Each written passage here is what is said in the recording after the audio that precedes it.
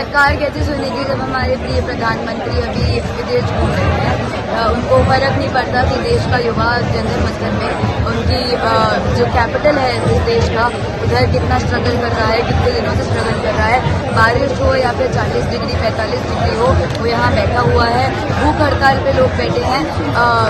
उनका 19वां दिन है, सोनम वांगचुक का 19वां दिन है। हमारा तो आज एक दिन की सॉलिडारिटी में हमने सोनम वांगचुक के साथ आज हंगर स्ट्राइक रखी है, पर उसके अलावा सरकार को बिल्कुल फर्क नहीं पड़ी, क्योंकि ये बेशरम सरकार है। ये बेशरम सरकार है। इसने 12 साल में एक अकाउंटेबिलिटी नहीं ली, 12 साल में एक रेस्पॉन्सिबिलिटी नहीं ली, तो इसके लिए ये 22 दिन या 19 दिन 25 दिन कुछ भी नहीं उसको, क्योंकि इतना 12 साल में उनको कुछ बोलना ही नहीं पड़ा किसी भी गलती के लिए, तो उनको आदत हो गई है कि चाहे 20 दिन लोग रुके रहें या 25 दिन लोग बैठे रहें, उनको फर्क नहीं पड़ा।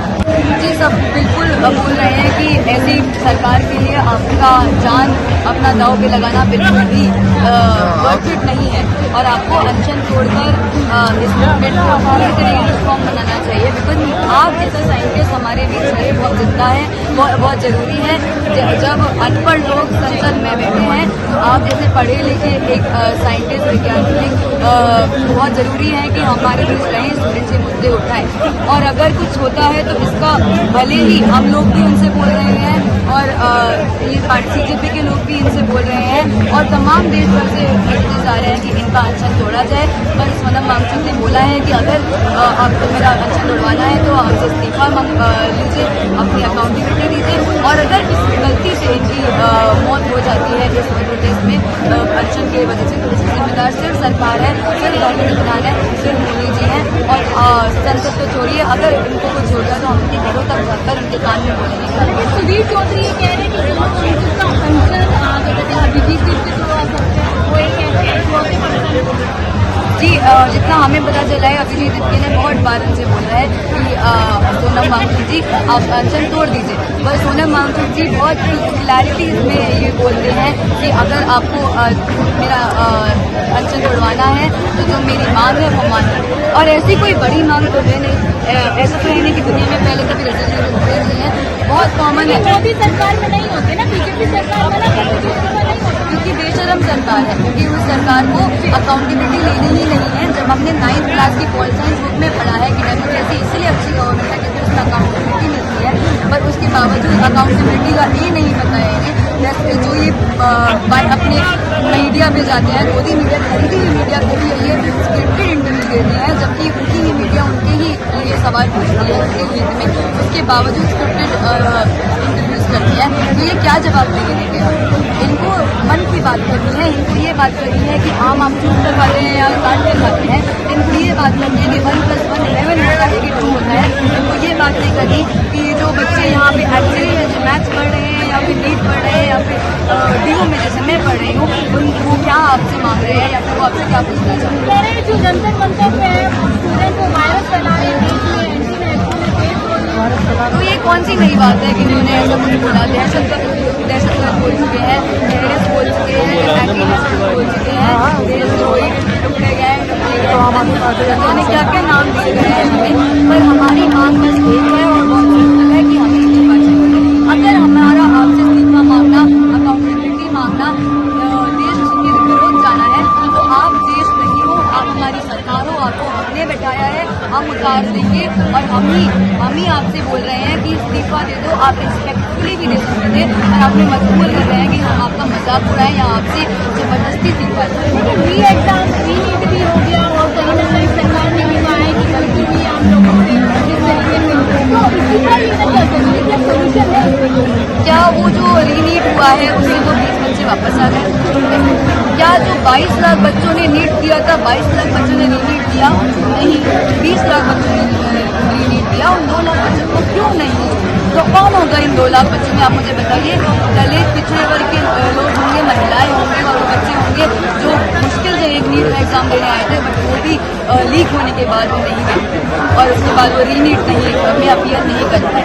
तो ये चाहे रीनीट हो, मतलब मतलब इनको तो चाहिए कि हम मुद्दा करते हैं कि वो तो गया ये लोग अभी भी हम अकाउंटेबिलिटी मांग रहे हैं। स्टार्ट भले ही नीट से हुआ था मुद्दा, पर ये सिर्फ नीट की बात नहीं है। आप हर शिक्षा नीति में फेल हुए हैं, एनईपी में फेल हुए हैं, एफआईटी में फेल हुए हैं, आप यूजी सेनेट में फेल हुए हैं, आप सीयूईटी में फेल हुए हैं, आप चाहे स्टेट्स के अपने अगर उनके एग्जाम होते हैं उसमें फेल हुए हैं, तो आप क्यों बैठे हैं? उत्तर क्यों नहीं देते? इस तरीके से आप लोगों का आह्वान है कि 20 तारीख को यहाँ से तक मार्च करेंगे। क्या लगता है मार्च पुलिस बल तैनात है और बाकी तैनात है, क्या लगता है आप लोग कर पाएंगे? देखिए, अगर नहीं हो पाएगी तो पता चल जाएगा कि ये जो गवर्नमेंट है ये तानाशाही की गवर्नमेंट है, ये स्टूडेंट्स के लिए गवर्नमेंट नहीं है। अगर किसी को भी जेल में डाला जाता है, लाठीचार्ज किया जाता है, तो ये गवर्नमेंट पे एक ठप्पा होगा और मुझे यकीन है कि ऐसा हो सकता है। वही क्वेश्चन मेरा भी है। मैं देख रहा हूँ महीने भर से, इधर आ जाइए, महीने भर से लगातार आप जंतर मंतर पर अपनी आवाज बुलंद कर रही हैं। मैं देख रहा हूँ जितना आप संघर्ष कर रही हैं, सब क्या नाम बताइए? मेरा नाम तो सहर है और मैं दिल्ली यूनिवर्सिटी की स्टूडेंट हूँ और साइकोलॉजी पढ़ रही हूँ, थर्ड ईयर में आने वाली हूँ। जी, तो एक महीने से आप लगातार ये जो स्लोगन दे रही हैं, लोगों को मोटिवेट कर रही हैं, लोगों को प्रेरित कर रही हैं, क्या इससे बच्चों में कुछ जोश आता है? क्या आता है? बिल्कुल, अभी आपने देखा है एक साथी हमारे साथ नहीं बताया, वो एडवोकेट है और वो बहुत इंस्पायर हुई है। ऐसे तमाम लोग यहाँ पे रोज नारे, मतलब जब हम नारे लगाते हैं तो बिल्कुल भीड़ जम जाती है, लोग बहुत ही ज़्यादा जोश के साथ नारे लगाते हैं और हमेशा नारों के बाद हमारे पास आते हैं, बोलते हैं कि बहुत अच्छा बेटा आगे बढ़ो। तो ये तो पर्सनल है, लेकिन उसके अलावा देश भर में आवाज़ चल रही है कि विश्व जनता पार्टी का जो प्रोटेस्ट है वो किसी जिंदा है, जिंदा है किसी संगठन से जिंदा है, जो कि रोज अपनी आवाज़ उठा रहे हैं, नारे लगा रहे हैं, कुछ ना कुछ करें। हम यहाँ रोज एक एक्टिविटी कराते हैं, अभी एक इनकलाबी स्टाफ बैठा हमने शायरी और शायरी से काम करेंगे, लेक्चर कराते हैं, कल्चरल प्रोग्राम कराते हैं। तो इसके अलावा हम जिस तरीके से कर सकते हैं हम उस तरीके से आज जुड़े हुए हैं और जुड़े रहेंगे। आज हमने हंगर स्ट्राइक की रखी एक दिन की, हम आपके के लिए एंड बाकी लोगों के लिए हम आपके साथ में आप लड़िए। तो बिल्कुल और ये अब संसद भी जाएंगे इनके साथ, तो हम आपके साथ जो कॉल आई है उसके साथ और सिंपल लिखे। मैंने जो देखा और मैंने कई बार अपनी न्यूज चैनल से दिखाया भी है, तो उस बड़ा आप लोग का एकदम एक डील सेटअप रहता है। जैसे आप बोलती हैं, जब उसके बाद पीछे से लोग उसको दोहराते हैं या उसको रिपीट करते हैं, तो बड़ा एक सिस्टमेटिक होता है। इसकी क्या प्रैक्टिस वगैरह होती है? प्रैक्टिस कुछ नहीं होती है सर।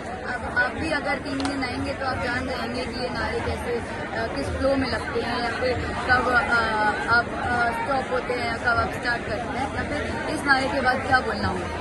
ये बस ये है कि हम इतने दिन से बैठे हैं तो वे लोग भी जान गए हैं कि क्या बोलना है। उसके बाद मैं भी जान गई हूँ कि यहाँ पे कौन सा नारा सही बैठ रहा है, कौन सा नारा पसंद आ रहा है लोगों को, या फिर कैसे हम नारे इतना ही नहीं बना सकते हैं।